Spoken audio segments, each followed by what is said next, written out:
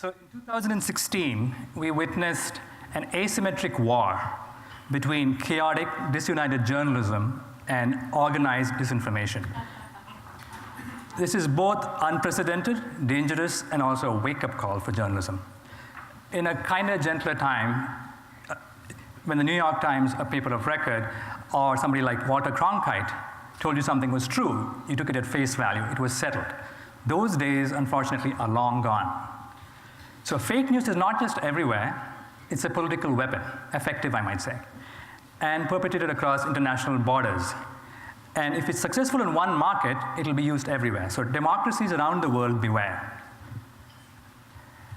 Democracy cannot operate in a sea of misinformation. The working assumption is that citizens can stand on a firm foundation of facts. Absent that, they float off into an alternate reality, and the whole fabric of democracy unravels.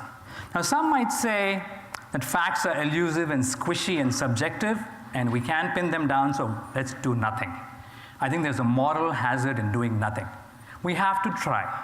There are plenty of facts which, for example, in that little rectangle, that are easy to explain and establish, and also are important for society.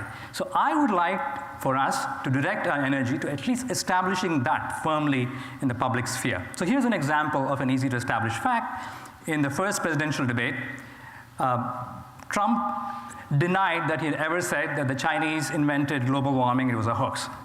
Now, if you were a journalist trying to counter that statement, what you might do is you might take his 2012 tweet and you might embed it front and center in your journalism. That would be super effective. It is Trump's own words saying that. If you click on it, you go after Twitter and you can confirm that Twitter also believes that it's true. I started wondering, what if we took this idea and blew it 100-fold? What if all facts that matter in that orange box could in fact be represented, embedded in a way that's super compelling? What if we had some kind of a truth record? And if there was a fact in that truth record and you, the journalist, embedded that verbatim in your article, then the platforms would then elevate that and give it special treatment. And there would be a way to click on it and go off and look at the proof. What if that happened? Implementation-wise, it's not that complicated.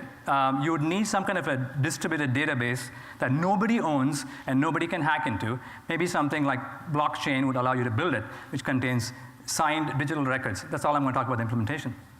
From the point of view of the platforms, in order to have this experience, Chrome, Safari, Apple, Android need to collaborate with news organizations so that when these facts are in fact presented, they get surfaced in a wonderful way.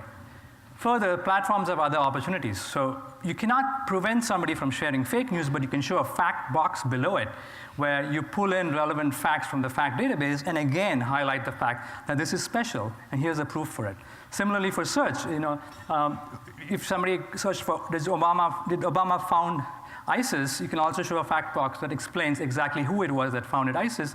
You have 2 points of view here, CNN and Breitbart, and they don't exactly agree. So what I'm proposing is a collaboration between news sources who are responsible for fact admission and platforms who are responsible for distribution. I call this the fact coalition. So getting a fact admitted into the record is a bit like getting a patent admitted. You build a set of arguments, you provide a set of claims, and you give it to the fact coalition, and those that pass muster get into the fact record, the truth record. An example of this would be like the crash of the plane in Ukraine, and there was an investigation. You could take the investigation report, you could have a bunch of claims, some very narrow, some moderately narrow, and some extremely broad, and some of them will get approved by the coalition, and they make it to the track record.